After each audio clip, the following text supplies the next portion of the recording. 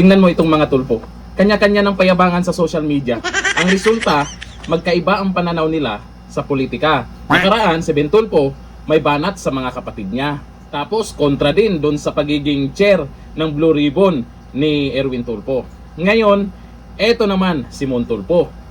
Gusto daw niya babae ang magiging presidente. Si VP Sara na ba yan? So ayon dito sa balita, Mon Tulfo, mas magaling kung babae ang magpatakbo ng ating bansa. Mas nakikita umano ng veteranong kolumnista at broadcaster na si Mon Tulfo ang isang babae bilang susunod na leader ng Pilipinas. Nako, maraming nag-comment yan. VP Sara, wag lang si Risa. Sa panayam niya sa programang Political Beat ng One News, tahasan niyang ipinahayag ang kanyang pananaw tungkol sa uri ng pamumunong nais niyang makita sa bansa. Ang pahayag ay lumabas kasabay ng usapin tungkol sa posibleng mga kandidato sa 2028 presidential elections. Wala namang ibang babae na malinaw na gustong tumakbo sa 2028 kung hindi si VP Sara at itong si Risa. Kasi si Lugaw kasi yung mga nagko-comment yan. Wag lang si Lugaw, wag lang si Risa, wag lang si Philhealth. Yun yung mga comment nila dyan.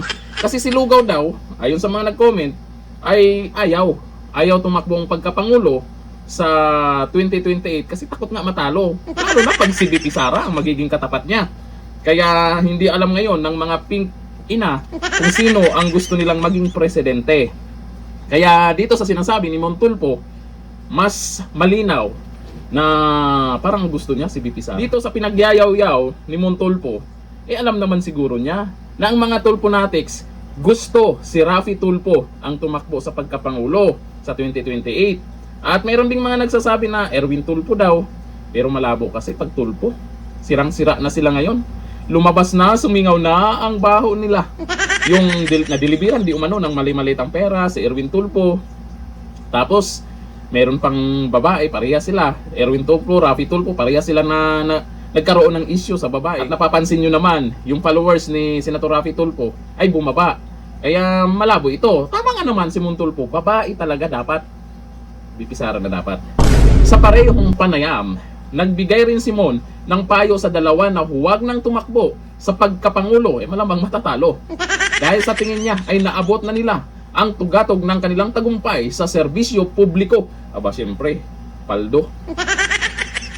Bagamat hindi pinangalanan ni Mon Tulfo kung sino ang kanyang tinutukoy at sinusuportahang posibleng kandidato, mabilis na naging sentro ng talakayan ng kanyang pahayag na mas mahusay umano kung babae ang mamumuno sa bansa. Ay, kagaya sa mga nagsasabi dyan na mga netizens, VP Sara na. Wag lang si Lugaw, wag lang si Philhealth. Philhealth pin daw yun Kasi yun lang yung napag-usapan ngayon. Baka naman si Dilima. Okay, ayon po dito sa mga nag-comment. Sabi ni Eric Fermo, go for VP Sara, no for Lugaw. Ito yung mga nagko-comment, Lugaw daw, wag daw Lugaw. Sabi ni Emil Diligin Madarang, yung babae na may kamay na bakal, di ba sir? Yung may kamay na bakal, ay alam naman natin kung sino yan. VP Sara lang naman. Sabi ni Balisi Arman, alam na alam ni Mang Ramon Sara na ba? Sabi ni Rigor Rigutan, tama ka Mon Tulfo, babae ang dapat mamuno. Si VP Sara. Nako po, mukhang habang palapit na yung 2028 election, may iba dyan na nagpaparamdam na papabor kay VP Sara. Hindi man niya nabanggit kung sino yung babae na tinutukoy niya. Sa ngayon kasi, ang sinusuportahan ng mas nakakarami kasi ilang porsyento lang naman yung gustong suportahan si Philhealth Queen ba yun? At si Lugaw ba yun? Ilan lang naman. Itong si VP Sara. Kasi yan din po ang dahilan kaya takot na takot sila na tumakbong pagkapangulo. Itong si VP Sara, may mga natatakot dyan dahil sure win na. At wala namang pwedeng ipantapat talaga sa kanya. Iilan na lang naman yung pink ina kung sino man ang magiging katapat niya doon na maging pambato nila. Sa mga loyalista nga, ay, malabo na. Negative na nga yung amo nila. Ito ang tandaan nyo.